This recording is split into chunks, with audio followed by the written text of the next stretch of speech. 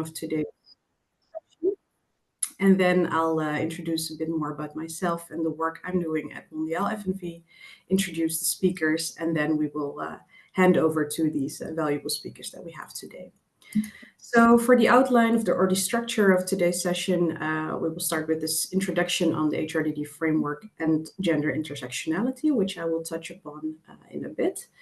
Then we will have presentation of findings, data from Ethiopia and Indonesia, illustrating gender inequalities on the work floor. We will have a panel discussion, and then the intended outcomes of today are to foster understanding of how the HRDD framework intersects with gender issues, to highlight real-world data and examples of gender inequality and solutions, and encourage all of you, all the participants here and other stakeholders to engage in meaningful action to address gender-related workplace issues.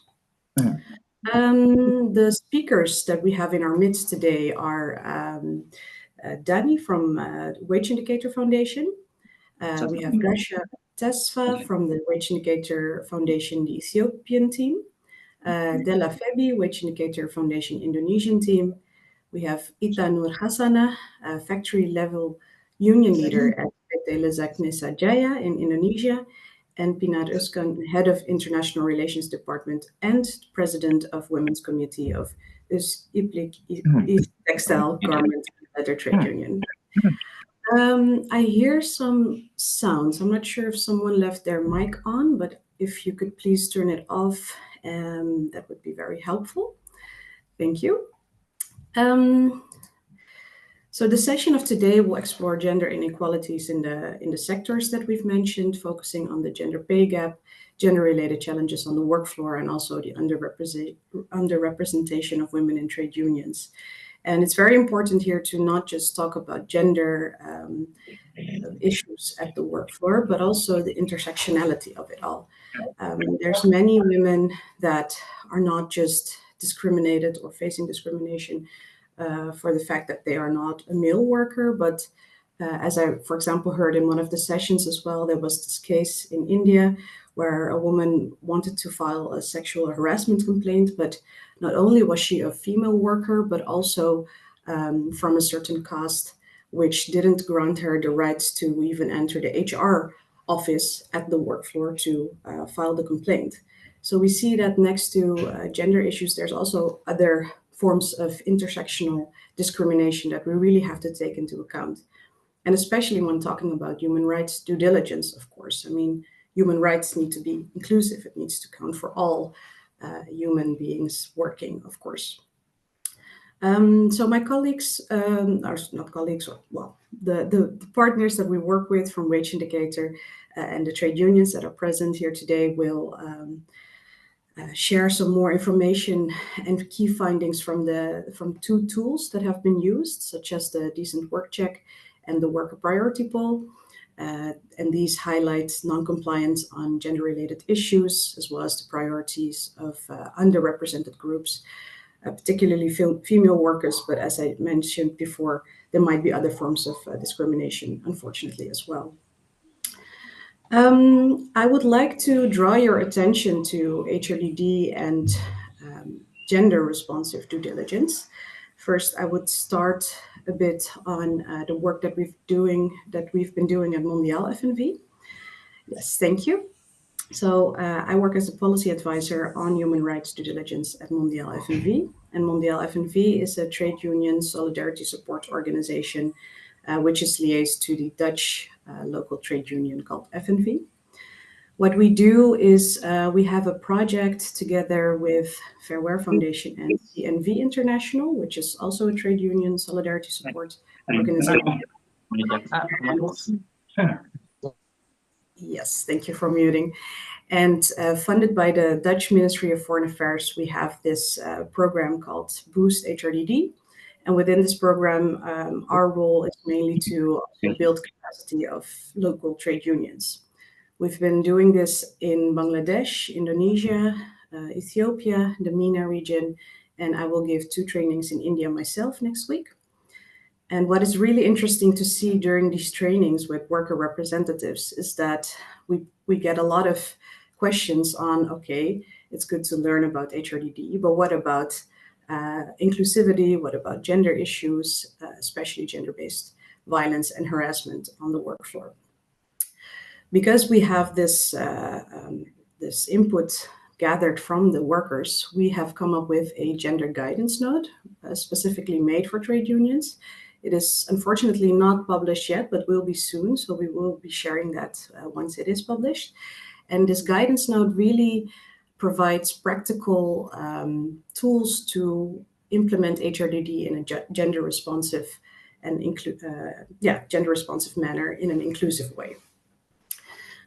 So if you think of the six-step HRDD cycle on gender and intersectionality that has been created by the OECD, you can see that it's also important to not just focus on the topics as they are mentioned, but really always put a gender lens on it. And that's what we did with this gender guidance note. And this is an image that is included in that guidance note. So for every step, whether it's about making sure that companies embed responsible business conduct, you have to, of course, apply a gender responsive and intersectional approach to the prevention of these abuses. Then, well, as we go on with the cycle, you can see that when identifying potential risks and assessing them, it needs to ensure that it's also from a gender and intersectional perspective. An interesting example is that what we did during these trainings is that we did a power walk. So this exercise gives everyone a role. For example, your role could be you're a female worker and you're from a certain caste, or you are a male worker, LGBTQI plus, and you are from a village outside the town where you're living in. So everyone got a role. And then you take a step forward when something is relevant to you, and you take a step backward when it's not. And during this exercise, we could really see in the room that it really hit people that you cannot just talk about human rights or labor rights in general, but things will be very different depending on your situation. And this would be very different from a male worker who's highly educated and a manager, for example, of a plantation or a factory, compared to someone who meets more of the intersectional discrimination. So based on that power walk exercise, we could also go through all the steps together with the participants of the training, and we could really see that there's still a lot of work to be done, even within the HRDD framework on gender and intersectionality. So this is just an image I wanted to show. Please do read our guidance note once it's available, because I think it's a very useful tool to just always keep in mind when you're working on human rights due diligence. And I actually would say that if you look at the six-step cycle, you always need to keep this image next to it to ensure that it is being done in an inclusive manner. I think it would be, I can keep on talking about this for a long time, but it would be very good to dive into some data and some of the, input from the factory level unionists and also from the panel that we have. So I would like to introduce the first speaker, which is Dani Jekun, if I pronounce it correctly, Director Data of Wage Indicator Foundation, who will present findings from data from Ethiopia and Indonesia. Dani, the floor is all yours. Thank you very much. Do we have the slides, Shantanu? Just 1 second. Sure. Yeah, so what we want to do now is to share some data with you, just to prepare the ground for the panel later. So what I want to start with is to look at the female labor participation in these sectors of interest, so garment, textile, and leather, in the three countries we are considering today, so Ethiopia, Indonesia, and Turkey. So for Ethiopia, it's kind of hard to find reports on this. According to a 2018 report from Industry All, we see that women constituted then more than 80% of the workforce in textile and garment. As wage indicator, we have more recent data from our Decent Work Check project, in which we interview workers in factories. In 2023-24, we interviewed 22 factories, and there we recorded that 70% of the workers were women. So let's say we can say it's between 70 and 80%, more or less. For Indonesia, there is recent data. There is a country profile from Femnet from last year, which indicates that women comprise approximately 82% of the workforce in the textile industry and between 60 to 80 in footwear. These numbers are kind of confirmed by our Decent Work Check project. We interviewed 368 factories in the last 2 years. And there we observed that 72% of the workers were women. So here we have a range between 60 and 80, we can say. In Turkey, there is less information. According to trade union sources, 60% of the workers in textile and 80% in garment are women. There is a study which we are also considering today in our analysis that was published last year by the Anchor Research Institute with data collected in Turkey in 2021 in 3 factories. And in that, we see that the female labor participation was between 50 and 70. So the percentages vary a bit among these 3 countries, but we can say that definitely garment, textile, and leather are women-dominated sectors in terms of labor participation. Next slide. Thanks. So what are the Decent Work Check projects in Ethiopia and Indonesia? You will hear this word often in this presentation because these projects are run in these 2 countries. In Indonesia, it's actually called Makin Terang, which means getting brighter. And the aim is to improve wages and working conditions in the sector. How? By strengthening worker representation and promoting diversity in the leadership, and particularly in terms of gender inclusion. Actually, in Ethiopia, we have been focusing on gender more in the last phase of the project, so in the last couple of years. These projects use worker-driven data. As I said, we interview workers in factories to facilitate social dialogue and to monitor their working conditions. Key aspects of these programs include strengthening the trade unions, of course. We try to improve collaboration between the garment and textile unions and national and international worker supporting organizations. Empowering diverse worker representation. So we try to make sure that women and other marginalized groups have a voice in the negotiations, and expanding outreach. Actually, the program has been operating for 8 years across 5 regions in Indonesia and 7 years across 3 regions in Ethiopia. So they are quite extensive in terms of geography and also coverage of in terms of time. Next slide. To make it a bit more clear how the process works, so how the journeys of the factories who work with us are. This is a kind of a timeline. So we start from data collection. We collect data on wages and working conditions by asking questions based on 49 labor law topics.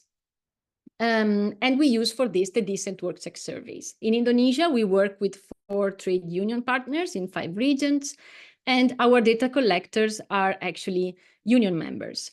In Ethiopia, we work with Textile Federation in 3 regions, and the data is collected by our wage indicator team members, whom you will meet later in this panel.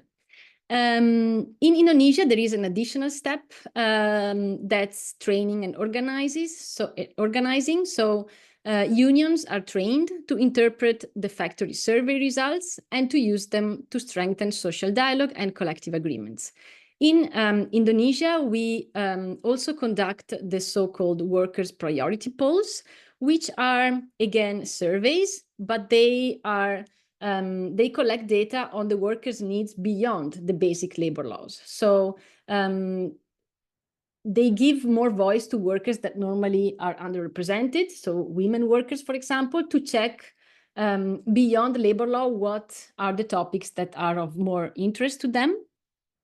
And we also organize learning circles in non-unionized factories to educate workers on their rights and self-representation, and ultimately paving the way for union representations there as well.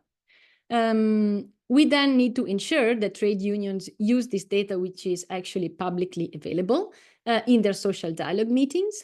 So these social dialogues need to happen, and we monitor progress and results of these. In Ethiopia, we now started women-only social dialogue meetings, which seem to be quite successful. And we also collect and code collective agreements. So at this point, after all this work, what we expect is to see improved working conditions and collective worker representation. In Indonesia, we check this by using surveys by monitoring the social dialogues very closely, with reports on the topics discussed and the decisions taken. While in Ethiopia, we collect again data on wages and working conditions through a new round of decent work check surveys, through which we check if there has been improvements or changes. Next slide, please. Okay, so talking about the bipartite meeting reports from Indonesia, again from the last 2 years, there's an interesting data that came out there, which tells us already something about the issue of women representation. Because, you know, in Indonesia, as I said, we interviewed 368 factories. That means that part of this project, so the number of workers involved is quite huge, is 819, actually 20,000 workers. And we know that 72% of these workers are women. Then we also look at the number of union members. So the union density in these factors is 24%. And of these, 65% are women. This means that, okay, this is in line with the female labor participation in these factories, right? But if we look at the number of union officials, so the representatives of unions, we see that the percentages are switched. So women are actually only 34% of the union officials in this factory. And this, yeah, as I said, already tells us something about these 34% women who need to represent a population of 65%. Next slide.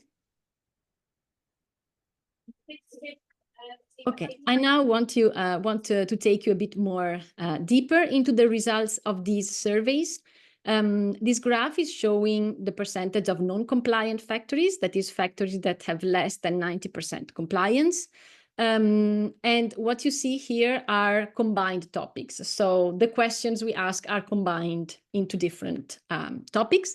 What you can see here, the blue is 2023, the orange is 2024. So the right to organize category, as you see, has shown the most non-compliance trend in both years. And what is more striking is the increase that we observe in non-compliance between 2023 and 2024, not only in that topic, which more than doubled actually, but also in all the other topics. And the maternity and work category, which is the one we are looking at today, was the third most non-compliant last year, and now it's second most non-compliant category. So things worsened on that regard as well, unfortunately. Next slide. If we look at Ethiopia, so same years, less factories because the project is much smaller. And we check again the average percentage of non-compliance factories. And here we see a different trend, so an improvement from 2023 to 2024. Social security is in both years the most non-compliant topic, but we observe a significant decrease. And also important, the maternity and work category was the 5th most non-compliant in 2023, and now it's the most complied for category. You see non-compliance decreased from 20% to only 7%. So big improvement there. Next slide. Now we look more in detail at subtopics. So these are specific questions that were asked in the survey, and they are gender related. Somehow, this is Indonesia again and again. We see, unfortunately, a decrease in, increase in non-compliance. So for 2 consecutive years, menstrual leave, which is a right that is quite typical of Indonesia, like particular, it's a right to take 2 days of leave. And that's the most non-compliant of all in both years among these gender subtopics. And this is followed by maternity leave and respective payment, and paternity leave and respective payment. What is striking in this graph as well is the provision of breastfeeding breaks. So if you see, it wasn't problematic in 2023 because there was just a 4% non-compliance, and now there is a 22% non-compliance. So this is really an issue to think about. Next slide. In Ethiopia, if we look at the same topics, we see in most cases an improvement. The most non-compliant in 2023 among the gender subtopics was the provision of not assigning hazardous work to women during pregnancy or breastfeeding months. The non-compliance, decreased in 2024, but remains kind of high. But 2 topics surpassed in non-compliance. One is the payment of same pay for the same work. And the other, which is quite frightening, is the reporting of sexual harassment cases. You see, it's more than, non-compliance has more than doubled from 2023 to 2024. Next slide, please. We also have additional data from Indonesia, and particularly here from the workers' priority polls. Of the more than 115,000 answers to the topics, what are the topics of interest for workers, about 8,500 were related to one of the gender subtopics. And again, we see that menstrual leave was the most common request. So maybe the fact that it's a problematic topic is shown here as well, because it's really something that workers want to discuss. And the expectation of the workers was that leave should be granted without the proof of illness or a doctor's note. Next slide. We also have data, as I was saying, from Indonesia's bipartite meetings. And this is a graph that is showing the most frequently negotiated topics in these meetings in 2023. And yeah, maybe the representation issue that we discussed at the beginning is coming up. Because you see how there were so many talks on company facilities, on wages, on employment security, on working hours, but very, very few on maternity and work. And as you can see in the next slide, it's the same in 2024. So again, other topics picked up. Wages is always very much discussed, but also right to organize and working hours. But maternity and work remains one of the topics that is least discussed in bipartite meetings. Next slide. Okay, from let's say other rights, we moved now to wages and to the gender pay gap in particular. So in the survey, next to compliance on these topics, we also ask people about their wage. this graph is showing the median wages we collected since 2018 in the two projects. So green is Ethiopia, Indonesia is the blue. In Ethiopia, well, what is interesting here is that we see kind of the same trend that we saw in terms of compliance of the different labor law topics, because there were some highs and lows in Ethiopia, but in general, we see that the gender pay gap decreased over time. And last year, we recorded an 18.6% gap. In Indonesia, the gap seemed to be kind of stable for years, so between, let's say, 5 and 8%, till last year when it increased significantly. Here you see, I've put also Turkey because from the study I mentioned earlier, so from the Anchor Research Institute study, where they collected data in these three factories from 2021, we can see that there is a gap in Turkey that goes between 4 and 17%.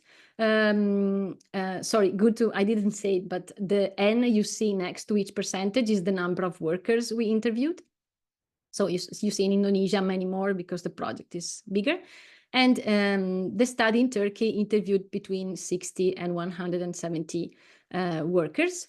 And I can, in the next slide, I can explain a bit more about this study in Turkey. So this was carried out, as I said, in 3 garment factories. They interviewed 935 workers.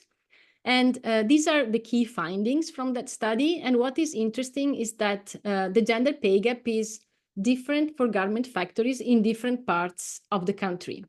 So the gaps, as I showed, are variable between 4 and 17, but actually 2 of the factories were around 4 or 5% gender pay gap. And they were located in lower cost areas, so cheaper areas where there were fewer employment opportunities. So the factories basically didn't have more to offer than the minimum wage to attract these workers. And so there is only a small gender pay gap because most men and women earn close to the minimum wage. So let's say women cannot go below that, I would add. But the other factory had a higher gender pay gap. So the other factory was the one with 17%. And that was located in an area with a high competition for labor, high living costs, and they had to pay more than the minimum wage to attract the workers. But this mostly benefit men because men in that factory dominate higher paying occupations. Actually, we see that in 2 out of the 3 factories, there is a dominance of supervisory and managerial positions by men. And also the report found consistently higher wages for men-dominated occupations. So basically the average base wages for men-dominated occupational groups are consistently higher than the average base wages for women-dominated groups. Also, in these factories, they found that women frequently earned less than men doing the same type of work. So, for example, even at high level, the average base wage for supervisors and managers was higher for men than for women in all the 3 factories they considered. Next slide. So when we think about the gender pay gap, it's true that there are many factors and many ways to calculate it and to look at it. But what is striking in those Turkish factories, but also what we see in Ethiopia, is that for the same job, you see a difference in pay. And this is my last slide. We took the 2 occupations for which we had the most data, or data for all years. Or almost all years. And these are cutting machine operator and weaving machine operator. And we could find wages for between 10 to 79 workers every year and could compare them. And what you can see, I mean, you can pick any of the years that you see here, and you will see how striking the difference is, because even when the wages go down or go up, you see how anyways women will earn less than men. So food for thought for everybody. I give it back. Many thanks, Dani. It's very interesting to see all these data percentages, and it's quite striking. I think that whenever we talk about this topic, we know that there are many issues, but to really see the numbers and to see it visualized like this is very, it really hits hard. I think that there is a lot of work still to be done, and it would be nice to see much more data collected. And I think the project is still continuing, and Wage Indicator will be continuing doing this. In the chat, my colleagues also have inserted some links where you can read more if you want to, also in Bahasa Indonesia, and I think it's also in other languages available.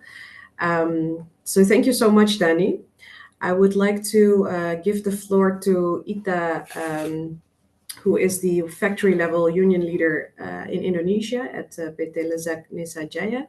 Ita will provide a testimonial in Bahasa Indonesia. So if you have not turned on the translation yet, please click on the globe. I think it's also, the instructions are also in the chat, but click on the globe and ensure that it's in English for you if you don't speak Bahasa Indonesia.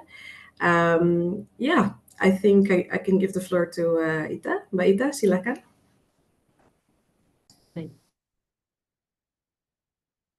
Bismillahirrahmanirrahim. Assalamualaikum warahmatullahi wabarakatuh. Selamat malam. Perkenalkan, saya Ita Nur Hasanah, biasa dipanggil Ita. Saya ibu seorang anak berusia 4 tahun 10 bulan. Saya bekerja di PT Lezak Nisa Jaya Yogyakarta, perusahaan yang produksi sarung tangan dengan beberapa brand. Di antaranya ada TaylorMade, Mizuno, Pibita, Colwyn, Igneo, dan Spalding. Perusahaan mempekerjakan 320 orang karyawan, 68%-nya atau mayoritas adalah pekerja perempuan. Di sini saya aktif menjadi Ketua Serikat Pekerja SPN PT Lezak Nisa Jaya, menggantikan ketua-ketua terdahulu yang adalah laki-laki. Jadi bisa dikatakan saya adalah ketua perempuan pertama di PT Lezak Nisa Jaya. Anggota saya hampir seluruh karyawan atau yang berserikat 82% dari seluruh jumlah karyawan. Komposisi anggota serikat yang perempuan mayoritas dari laki-laki atau 70%-nya perempuan dan 30%-nya laki-laki. Yang mendorong saya bersedia menjadi ketua serikat adalah ingin memperjuangkan hak dan kesejahteraan teman-teman sesama pekerja terutama perempuan. Dengan menjadi ketua serikat, saya yakin bisa lebih berpengaruh dalam negosiasi dengan manajemen. Bisa memastikan aturan ketenagakerjaan dipatuhi dan menciptakan lingkungan kerja yang lebih adil bagi semua pekerja. Ini bukan berarti pengurus serikat pekerja sebelumnya tidak memperjuangkan semua pekerja terutama perempuan, namun dalam pengalaman saya, teman-teman perempuan lebih terbuka pada keinginannya atau permasalahannya ketika yang membantu juga perempuan. Selain itu, sebagai seorang perempuan yang juga mengalami sejumlah tahap atau masalah reproduksi, saya paham keresahan-keresahan itu karena saya juga mengalami. Salah satu keberhasilan di periode yang saya pimpin, kami berhasil memperjuangkan cuti melahirkan 3 bulan penuh sesudah kelahiran prematur atau lebih cepat dari hari perkiraan lahir. Di mana peraturan yang berlaku menyebut 1,5 bulan sesudah melahirkan. Yang mendasari tuntutan ini adalah pengalaman real kami sebagai ibu. Kami merujuk juga dari Konvensi ILO tahun 2000 tentang maternitas. Juga sejumlah argumen yang kami pelajari dari pelatihan-pelatihan dan diskusi-diskusi yang diadakan oleh organisasi SPN, organisasi pendukung serikat pekerja seperti gajimu.com, TURC, dan lain-lain. Semua hal ini menjadi dasar kuat kami dalam negosiasi. Di organisasi SPN nasional sendiri, kami memiliki komite perempuan, yaitu sayap organisasi SPN yang bisa kami manfaatkan untuk bertanya hal-hal khusus terkait pekerja perempuan. Kalau di daerah saya, Komite Perempuan SPN Yogyakarta punya pertemuan rutin setiap 2 bulan sekali. Komite juga punya tugas untuk memastikan kuota keterwakilan perempuan dalam kepengurusan, juga jumlah perempuan yang terlibat dalam kegiatan-kegiatan SPN harus mencapai minimal 30%. Ini penting karena banyak sekali tantangan yang harus dihadapi sebagai seorang perempuan aktivis serikat pekerja. Di antaranya ada anggapan bahwa perempuan paling tegas dalam negosiasi atau kepemimpinan. Dan yang paling menantang sebagai ketua serikat pekerja, saya memiliki anak balita. Sulit bagi saya membagi waktu ketika banyak tugas dari serikat pekerja yang mengharuskan saya meninggalkan kewajiban saya menjadi ibu. Tapi saya yakin ini saatnya saya membuktikan bahwa perempuan juga bisa. Selain itu, masih banyak masalah ketenagakerjaan yang harus kami perjuangkan di pabrik. Perjuangan kami masih panjang. Demikian yang bisa saya bagikan. Terima kasih atas kesempatan yang diberikan kepada saya. Salam solidaritas. Wassalamualaikum warahmatullahi wabarakatuh. Terima kasih. Terima kasih banyak Mbak Ita untuk semangatnya dan semua hasil yang telah dibagi oleh kami semua. I think if there are questions, please indeed add them in the chat and later we can ask them to Ita as well. For the continuation of the program, I would like to start the panel. And also there, if you have questions, please always just feel free to add them in the chat. For the panel, I would like to invite Della, Gashao, and Pinat, union leaders and project leads who will discuss the successful initiatives, but also the challenges and the barriers. I think I can start with asking you a question, Della, or if you would like to briefly introduce yourself for a few minutes first, that's also fine. Perhaps we can do that first, and then once you've done that, I will ask you the question. So the floor is yours. Thanks, Dimple. Hello, everyone. Good evening from Jakarta. I'm Della from gajimu.com, part of Wage Indicator Foundation. Thank you. Great, Della. I will just stick to you first and introduce or leave some room for introductions for the other speakers.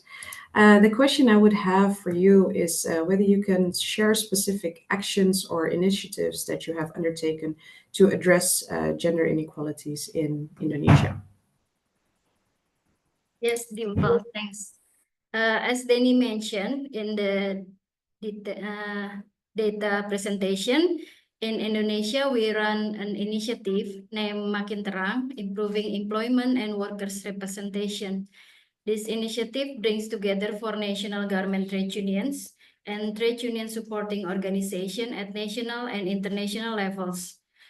As a continuation of the previous initiative, our goal is to enhance the presentation and the voices of underrepresented workers like women, workers with disabilities, contract workers, and youth. One of our notable developments in this initiative is the workers' priority pools.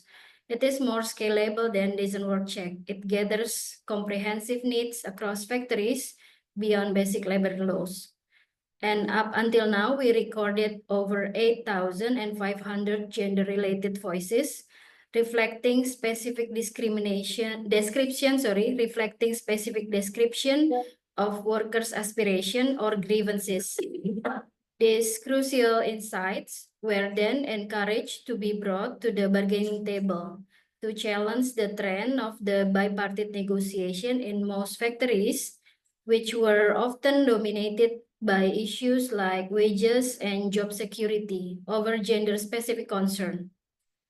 To enhance women participation in data collecting activities, we increased the number of female data collectors from 1 to 5. In the selection process, we specifically selected women through the union partners' recommendations, as we already had 8 men as data collectors.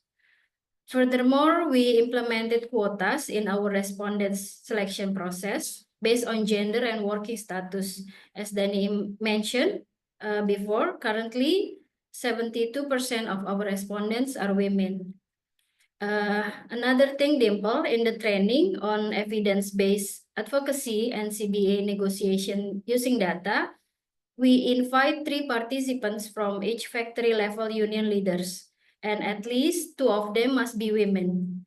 And during the training, we also use a gender lens in preparing for social dialogue to address gender injustice through policies and creating individual sensitivity and empowerment. This gender-focused approach has already led to significant changes. So a male union leader testified that he was finally moved to negotiate a lactation room in the factory after attending the training, even though he often saw his member pumping breast milk in the warehouse. That's how data usage in the workplace happened.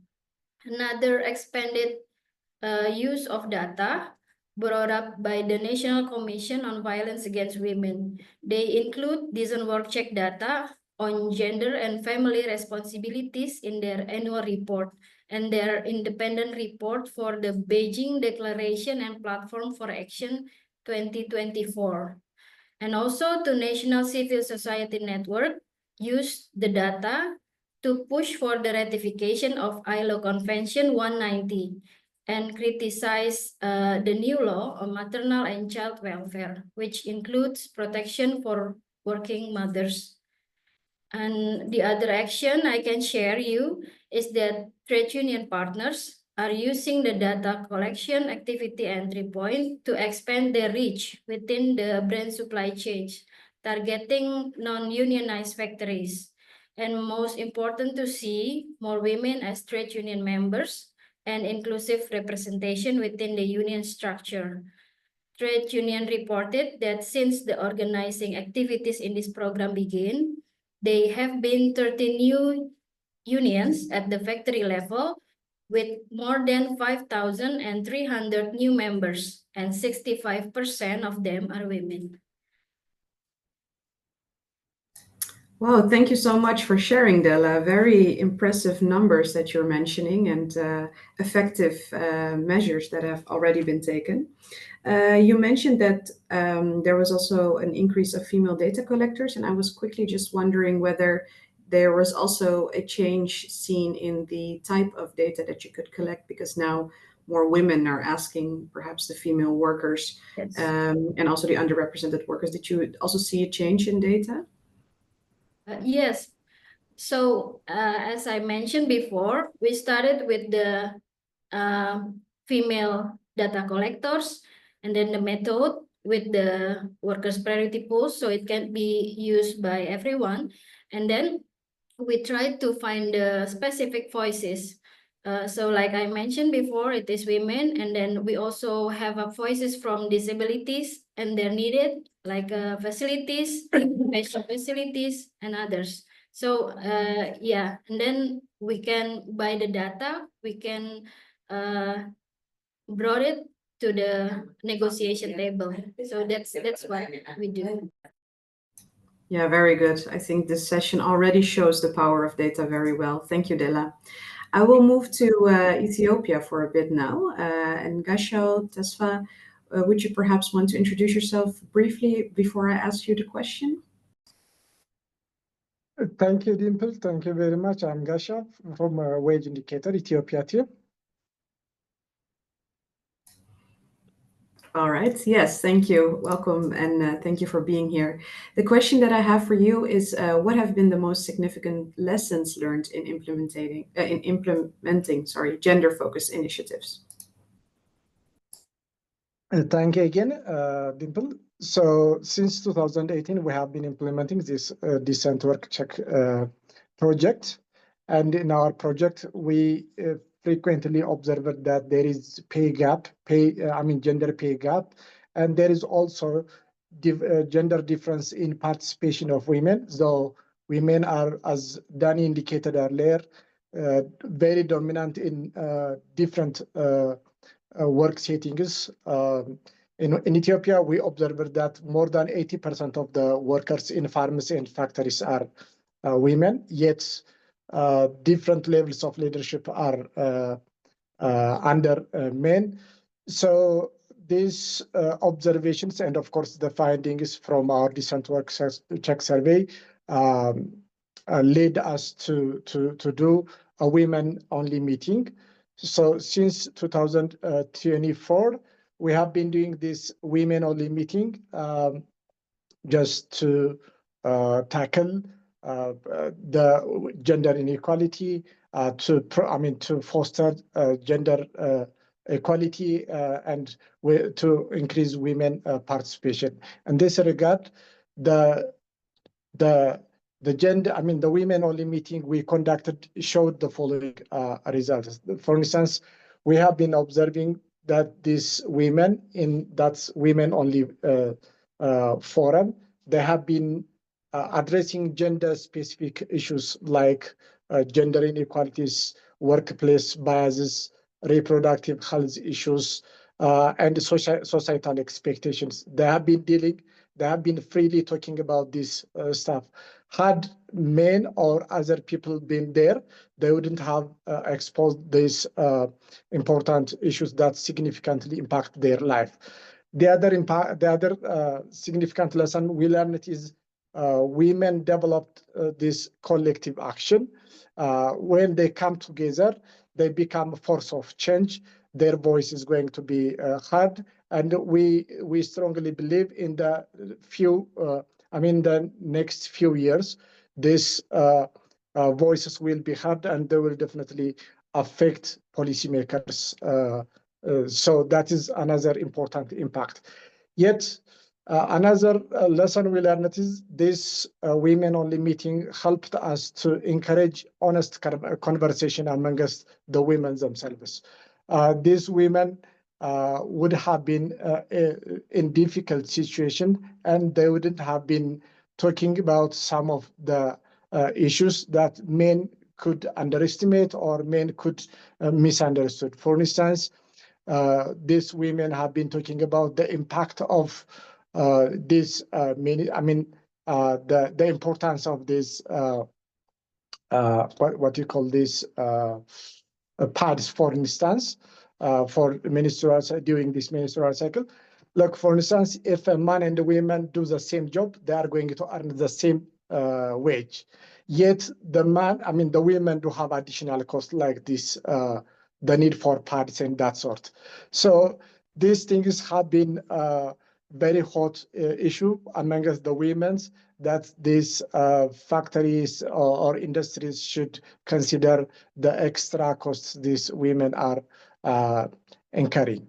The other thing we learned from this women-only meeting is we observed that women have been building strong support network amongst themselves. For instance, in one of our women-only meeting, they said we have to develop a women-only social media group where they are going to share their experiences, their challenges, and whenever there are opportunities, they also share these opportunities for other members to exploit. And the other one is this women-only meeting has served as a safe and supportive environment. They have been supporting emotionally, they have been supporting each other, they have been helping each other. So this women-only meeting is essential in addressing peculiar problems or challenges, problems which are peculiar to women. And this has really brought us the need to scale up the pilot project that is the women-only meeting. Thank you, Dimple. Thank you, Gashao. It's very empowering to hear the empowerment there and the collective actions of female workers. Do you also see other underrepresented workers or member unions included in these types of talks, or is it mainly focusing on women for now? Actually, our project is the Decent Work Check project, which is we do collect data from all members of from all workers, including men and women. But in the women-only meeting, we have only the women. So the issue is totally about being a woman. All right, great. Thank you. Very clear. I would like to move to Pinar. Could you also briefly introduce yourself before I ask you the question? Good afternoon, everyone, and I'm honored to be here today representing Öziplik. It's a trade union over 38,000 members in Turkey, textiles, garment and leather sector. And I'm head of the International Relations Department as well as president of Women's Committee. And I also I represent Hakish Confederation in ETUC and ITUC Women's Committees, as well as ITUC Women's Committees. Thank you, Pinar. You must have a very long CV with all the impressive work that you're doing. The question that I have for you is, can you highlight a particular initiative that you have considered promising or innovative in advancing gender equality? Sure, thank you so much. Actually, I would like to start by giving you some snapshots of the women workers in Turkish textile sector. In the opening, we've seen data already. But just to give you a snapshot, 60% of the workforce is usually female, especially in textile, but in the garment sector, these numbers are even more. And they are mostly in low paid and insecure jobs. They have low educational level and they earn less than men for similar work, of course, and underrepresented in leadership as well. And gender-based violence and harassment remain widespread, especially in non-unionized workplaces. And they are usually in a very precarious working conditions, and they face discrimination due to maternity, caregiving responsibilities, and this makes career progression even harder for those women. And actually, the Öziplik, as Öziplik, when we first start working for empowering women workers, we ask ourselves, why are not women are joining the unions? Because the union representatives, even though there are like high representation in the sector, is very low. The reasons were very clear: workplace intimidation, lack of awareness, cultural barriers. So we took action, and we first established the Women's Committee in trade union in 2012. So we have like 13 years already ahead of us, and we had a lot of work progress with the Women's Committee. We create a safe space for engagement. And we enhanced women workers' sense of belongings to the unions, first of all, and they were the ones who were requesting to bring more women into the union, and we increased their participation in the organizing process. We brought more women in to organize, ensuring greater representation and involvement in the union activities. This was actually very important to involve the women in it, and Women's Committee's existence is also ensuring the outreach to all the women workers in the workplace to find out the solutions as well. But then we realized that while more women are joining the unions, they were still missing from leadership positions. And to changing this, we launched Raising Women Leaders in Trade Unions project, and we organized comprehensive leadership training programs, equipping women with the confidence and skills, and so that they can step up. But their representation still remained low, and not due to lack of ambition, but because of unpaid care work. They had to take care of the elderly, they have to take care of the housework. So they said, we cannot really take place in the leadership positions because we have duties. So this led us to implement reconciliation of work and family life project. As you can see, step by step, finding the solutions to the problems. We introduced work and family life reconciliation training, addressing the hidden burden of care work. And one of our biggest breakthrough came when we trained men on gender equality, helping them understand their role in creating more balanced workplaces. And women union participation grow from 20% to 36%, but also women shop stewards numbers are increased from 5% to 25%. So it's a major shift towards gender equal representation, I think, with the initiatives that we did. Beyond leadership, we also tackled gender-based violence and harassment, a major barrier in the women's safety and dignity at the work. And Öziplik has been leading advocate for ILO's Convention 190, ensuring it's integrated into factory-level collective bargaining agreements. And this holds employers accountable for preventing gender-based violence and harassment and establishing clear complaint mechanism. With this initiative, we established the social dialogue platform with involvement of employers, trade unions, worker representatives, as well as government representatives and international organizations, obviously ILO, UN Women, UNFPA, and employers union and other trade unions in the sector as well. And of course, the brands, international brands, specifically the ones who signed global framework agreement with Industrial Global Union was part of our social dialogue platform. This is very sustainable. We established the initiative in 2019, and we are regularly meeting every year to find concrete solutions to prevent violence and harassment in the workplaces. We actually launch workplace training programs, gender equality, labor rights, prevention of harassment and violence. What are the type of the violences and harassment? How can they tackle this in the workplace? We give different module trainings to white collar, blue collar, and gray collar workers. And of course, we are in the process of monitoring and actually verification and validation, setting up an independent gender-sensitive complaint mechanisms, expanding anonymous reporting channels for women workers. Those are the issues, some of the issues that we are still discussing within the social dialogue platform. Recently, 20 companies signed zero tolerance to violence and harassment policy document, which also commit to the CBA. Like we are going to have a legally binding CBA provision on preventing violence and harassment. What this experience has taught us is that gender inequality is not just about one issue. It's a systemic challenge that requires comprehensive solution. Through union engagement, leadership, development, and gender-sensitive training, we are proving that change is not possible, but it is already happening. So the question now is, how do we scale these successes? How do we ensure that more brands, employers, and policymakers take action?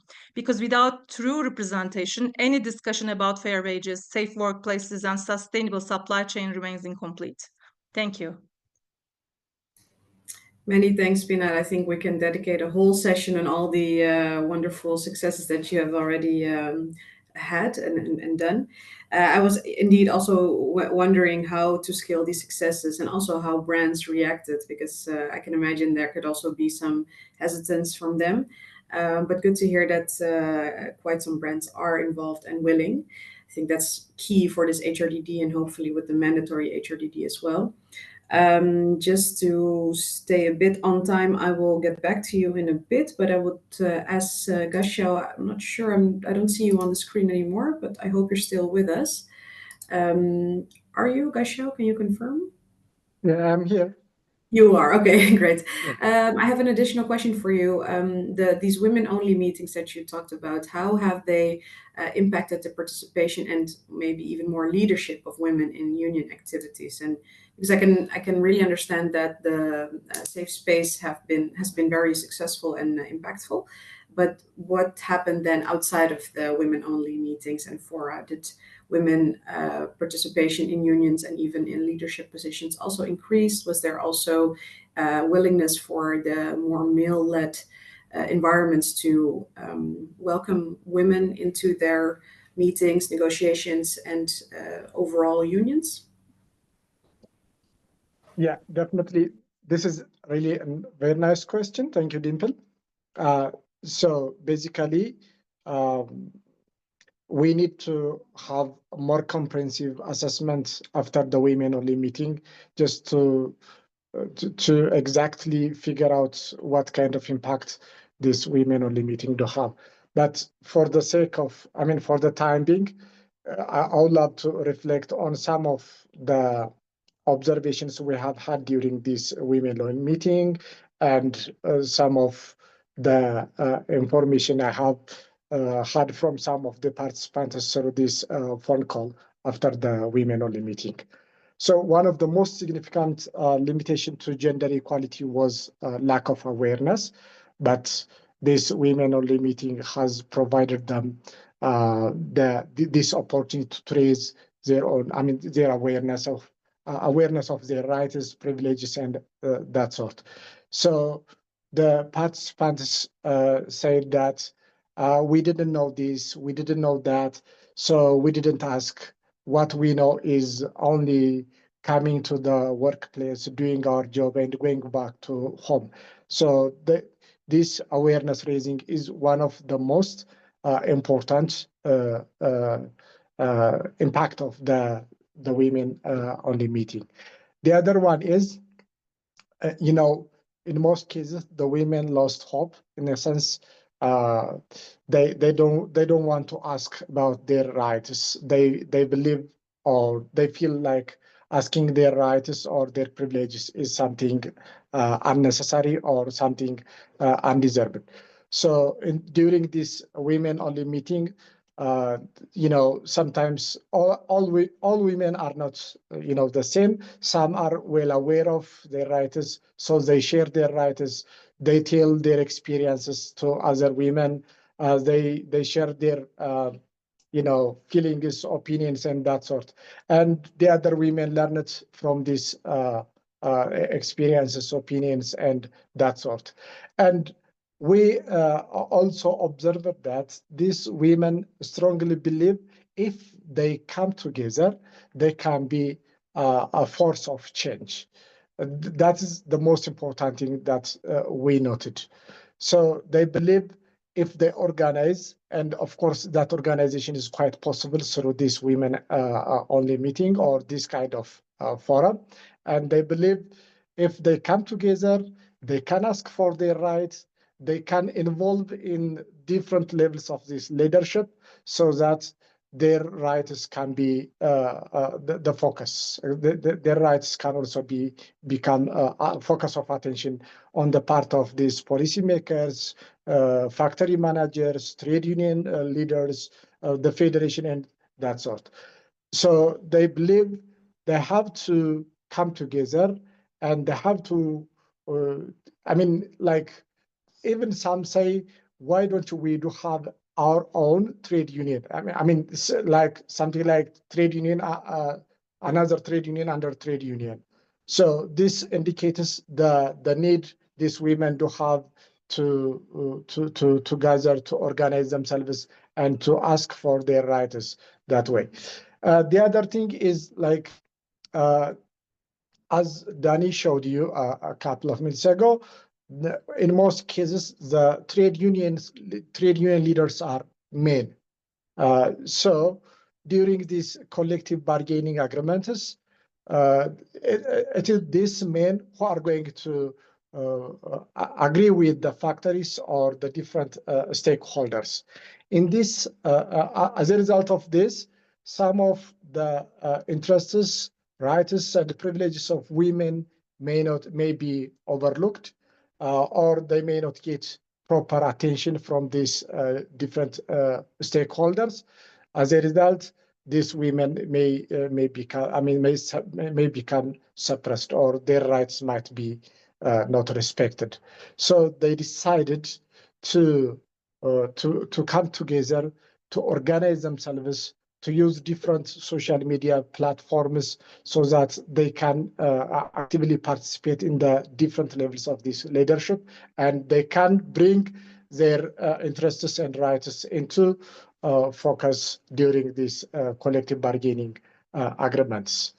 So this women-only meeting has given us has given us the opportunity to note some of the problems that men may not, quote unquote, may not understand, and these problems might be overlooked, or they may be dismissed, or they may not even be raised by these men during these collective bargaining agreements and during other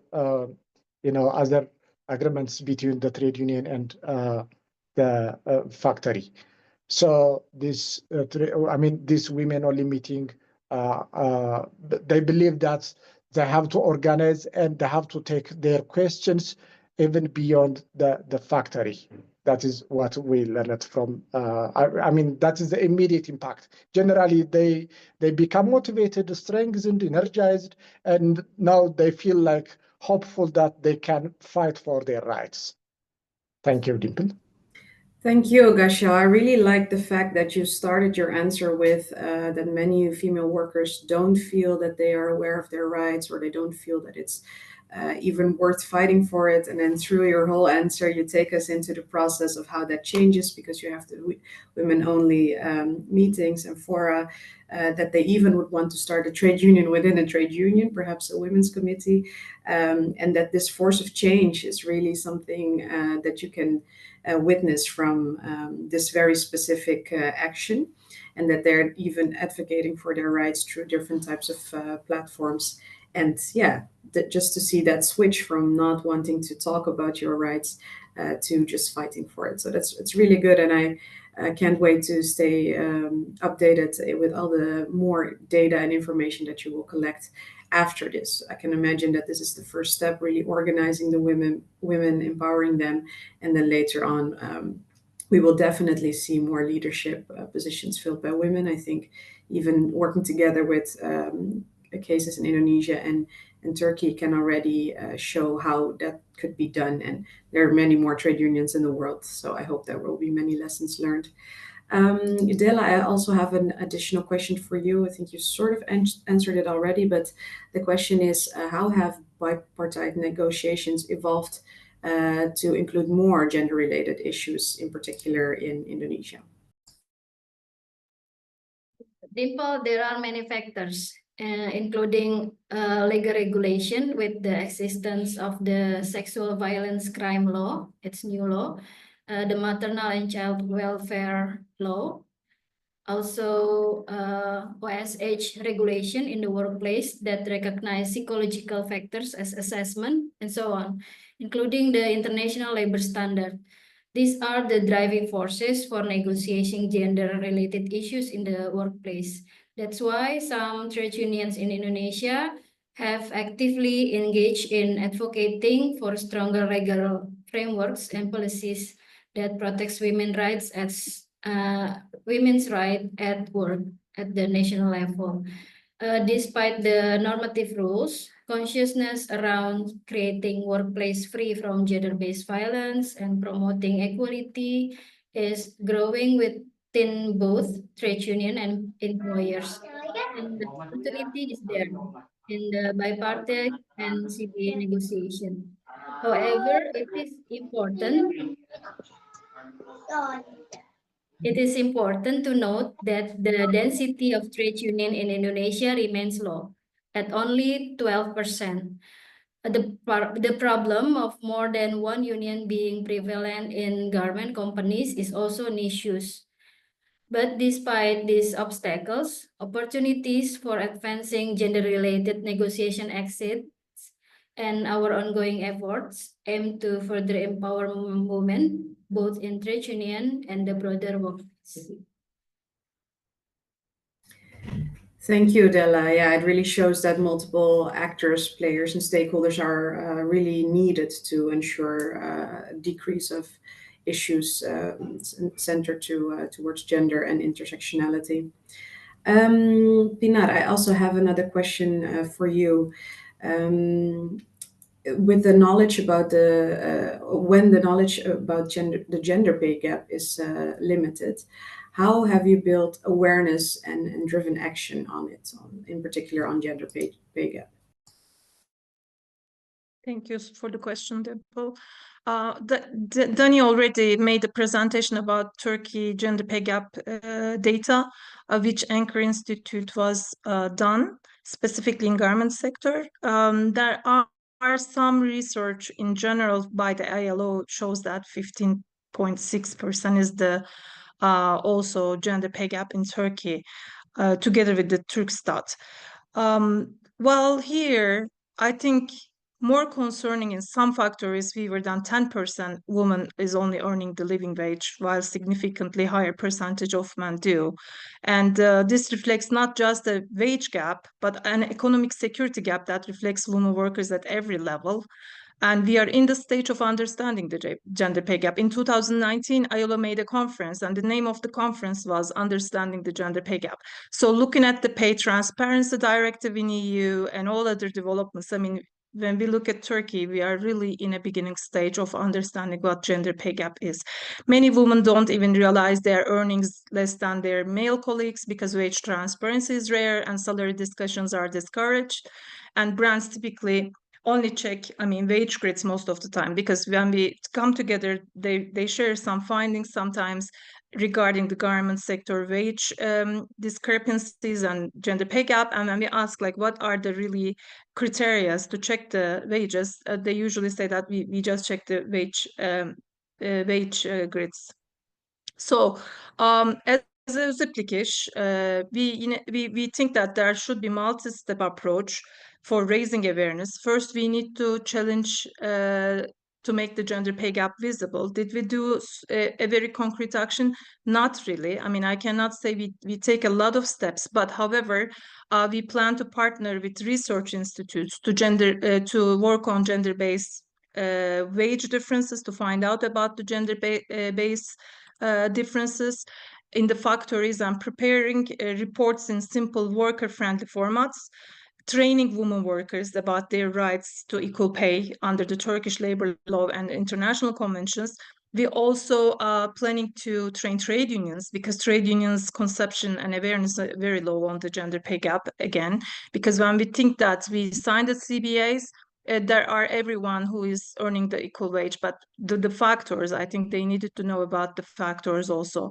And working together with NGOs to analyze the gender pay gap deeply. These are some of the initiatives that we are planning to do very soon. And of course, equal pay clauses to ensure women and men receive the same wages for equal work. Those are the initiatives that we are working on. And wage audits in unionized workplaces to monitor the pay disparities. H&M made a CBA benchmarking toolkit together with our union. We were able to question those CBAs. Where are the equal pay, or are they having equal pay, or some of the factors and some of the questions regarding the gender equality, which helped. So these type of initiatives could be also promoted. And leadership skills training, as we did as an application, I think this was contributing the gender pay gap to be better. Not having any gender pay gap. We give leadership skills to increase their representation in decision making. And also addressing the unpaid care work and work-life balance was also a factor for women increased participation in higher wage jobs. We also trained the women CBA negotiators to reduce the income disparity so that they could negotiate better. And also we urge brands and factories to disclose salary data and conduct internal wage equity assessments. Those are some of the steps that we did and we are planning to do. But I think closing the gender pay gap is not just about fairness, it's about economic justice. Through data transparency, collective bargaining, and leadership development, real progress is possible. But we need more brands and policymakers and employers to take action. Wage equality, if we are talking wage equality, it shouldn't be a negotiation, it should be the norm. And because without wage equality, there cannot be true action towards gender equality. Yes, Pinar, thank you. I feel a fire burning inside of me when you said that about wage equality needing to be a norm. It's exactly true. And I hope there's a lot of brands and other stakeholders that played their part as a participant in this session. We just need, even if they're not in the session, we need to be continuing our work in advocating for this globally. I have one last question. Well, it's actually more your question. You already raised it before. I'm not sure if anyone can answer it. Otherwise, we will dive into the Q&A. But do any of you, Dela, Gashel, and Pinar, feel that you have the answer to the question, what steps are necessary to replicate this successful practices on a larger scale or in other contexts? Because with HRDD, and especially it becoming mandatory, we would expect, of course, companies and brands to wanting to involve themselves into this and really have valuable, meaningful stakeholder engagement practices in place. Do any of you have any idea already that you would like to share? If not, also really fine, because looking at the time, and at the amount of questions, I also want to dive into the Q&A session of the part. But if any of you has a suggestion, please feel free to take the floor. I can start if you like, Dimple. Sure. Just to finish up also with my statements that I think, as you said, meaningful stakeholder engagement. I think this is really key to tackle the gender inequalities, because we have very much proven success on how we can tackle together. I mean, as I said in my earlier answer to your question about social dialogue platform that we set, there are concrete actions. If we are together, we can make a structural change, and we can actually build accountability within the stakeholders. Therefore, making gender equality a core for permanent and part of human rights due diligence processes in global supply chain also needed. And scaling training and leadership development for women workers, addressing unpaid care work at policy level. I mean, all the issues that we have been already spoke about, women needed. Replicating successful gender equality initiatives requires a shift from voluntary commitments to more institutionalized frameworks. And trade unions, brands, policymakers must take collective responsibility to ensure that these best practices become industry-wide standard, not only in the textile and garment sector, but throughout all the sectors. So if we want a real change, gender equality must be embedded into labor rights, corporate policies, and supply chain accountability. Because without wage equality, safe workplaces, and real representation, economic justice just remains outreach. Great answer. I will just quickly also share this meaningful stakeholder engagement framework that we have, which has been done by the Stitch project, which is specifically on textile. But I agree, indeed, this is not only for specific sectors, but for all sectors worldwide. Gasho, I see your mic is already open, so please take the floor. Okay, thank you, Dimple, again. So just to replicate this women on the meeting or this kind of successful projects, the first thing that we need to have is partnering with different stakeholders, like branders, even the government itself, and those factories and federations and so on. So after having this partnership, we need to have clear assessment on this gender gap or gender inequalities. For instance, in our case, we have first assessed that there is clear gender inequality in these different factories. So we initiated the pilot project on this women only meeting. So after having this clear assessment of the presence of these gaps and or the nature of the gaps, maybe the next step is to have a full-scale project on providing this women only meeting. And I also suggest there should be monitoring and evaluation of the impact of this kind of project. So monitoring and evaluation should be part and parcel of the scale of the larger or the scaled projects. That is what I can say. Thank you. Yeah, thank you so much, Gasho. I think M&E really shows the power of everything in this whole session, and yeah, it can also convince and ease social dialogue, I think, as a tool. Della, go ahead. Yeah, Dimple. Yeah. Just adding to what Pinar and Gasho said, we are in Indonesia actively documenting successful practices within our program and making the data publicly available. Because this transparency allows others to learn from our experience. This is the example as which indicator does with the CBA database, which provides full text CBA on the website. So this approach enables stakeholders to easily get information on CBAs that successfully contain breakthrough in gender-based clauses or other clauses that breakthrough. By documenting these practices and sharing them publicly, we can inspire our other organization and also trade union to adopt similar measures, ultimately fostering a more supportive work environment. That's all. Many thanks, Della.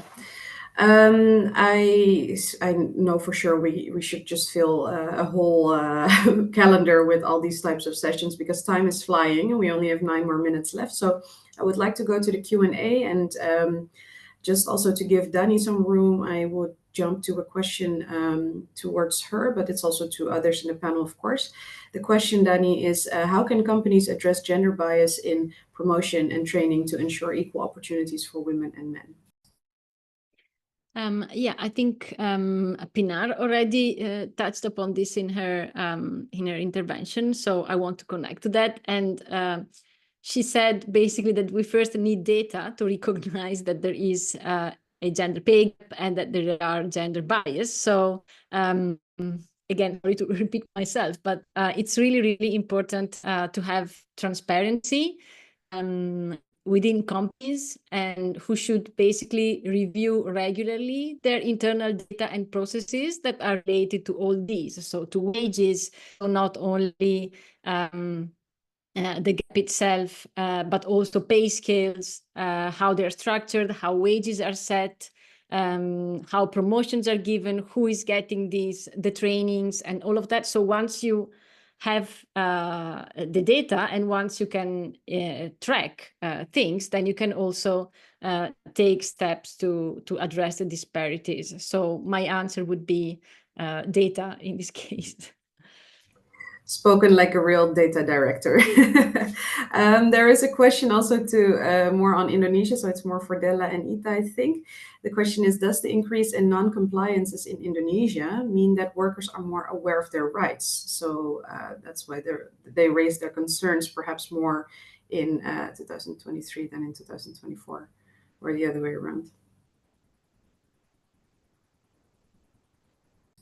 Yeah, Pinar, I have, sorry, Dimple, I have I have response. So it is possible that the increase in non-compliance is related to the growing number of non-unionized. So we go to the more non-unionized factories in 2024.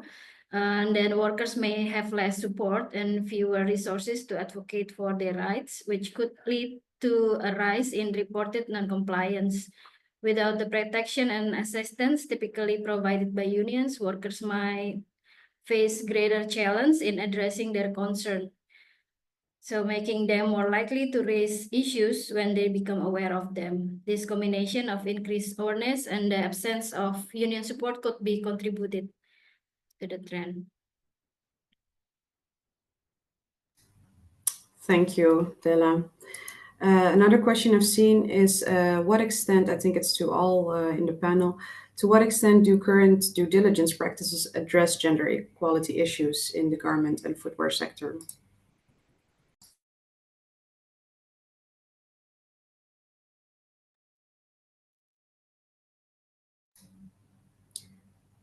Would you like to take the floor, Gasha,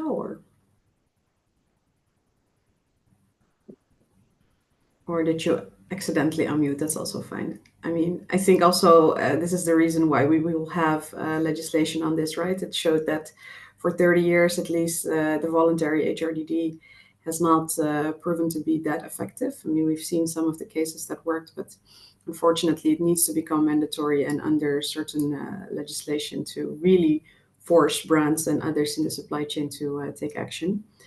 If any of you have another more satisfying answer, please feel free. Otherwise, I will go to the next question. Yeah, maybe. All right.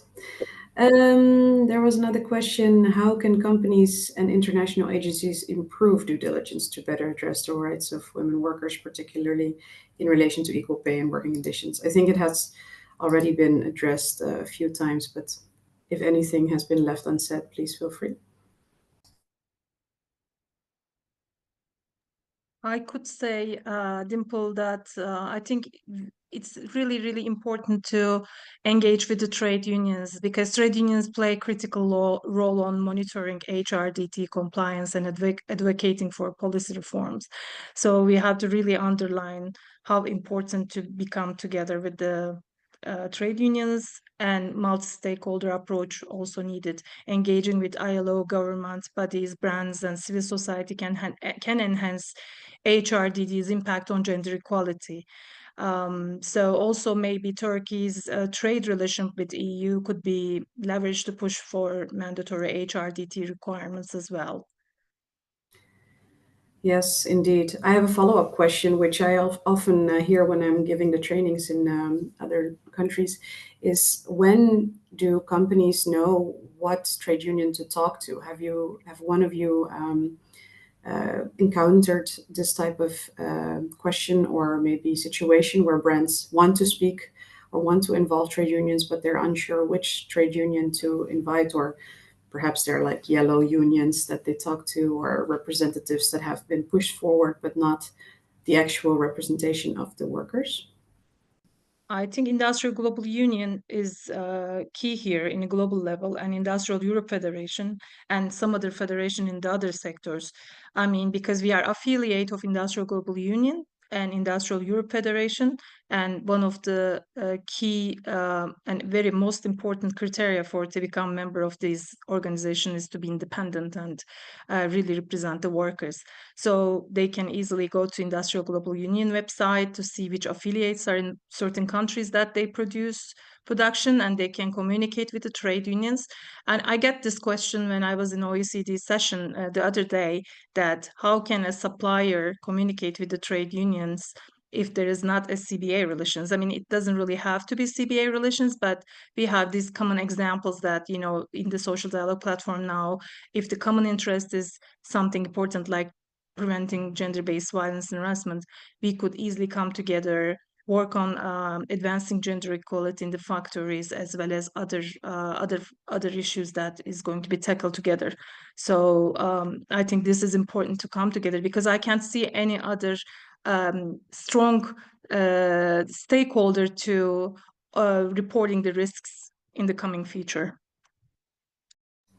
Thank you, Pinar. That's a very good answer indeed. So for those of you who don't know Industrial, it's indeed a global union federation that has affiliates all across the world, and they can tell you which trade unions are the ones to speak to. Looking at the time, we have 2 minutes, and I'm just quickly asking Vivian if I missed a question. If not... I think we're all good. Yeah, great, thank you. If not, please feel free to contact the organizers, Wage Indicator Foundation, or any of the unions or participants that you've seen here. It has been a very interesting session. I think I've mentioned that a million times. We've seen the power of female workers organizing themselves, coming together. Also, the role of female data collectors, for example, because yeah, it's of course not strange to understand that when women have a safe space to talk with each other on topics like menstrual leave or lactation rooms or whichever female issues there might be or topics, it's easier to talk to when you're speaking with people that can relate to it. Meaningful stakeholder engagement is key. So if you are a brand in the session, please read up on this. There is a framework. There are multiple frameworks, I think, and very practical tools on how to do this. It is very easy and clear to say that without the involvement of workers, the actual rights holders for whom HRDD has been made, it is impossible to really comply and to remediate your issues or risks that you see. So please always involve trade unions and the correct trade unions whenever you would like to comply with the HRDD steps. Thank you so much to all the organizers and all the speakers. The data that has been presented is very valuable. I think that a lot of participants here can also use it for social dialogue or other negotiations. I'm not really sure if I'm missing anything. If I did, Vivian, please comment or add. Apologies if I have mispronounced any name or anything in this session. And yes, I would like to thank you very much. Have a nice remaining few hours of the OECD Forum, and look forward to meeting you all virtually or someday maybe physically. Thank you very much. And of course, also thank you very much, Dimple, for moderating the session today.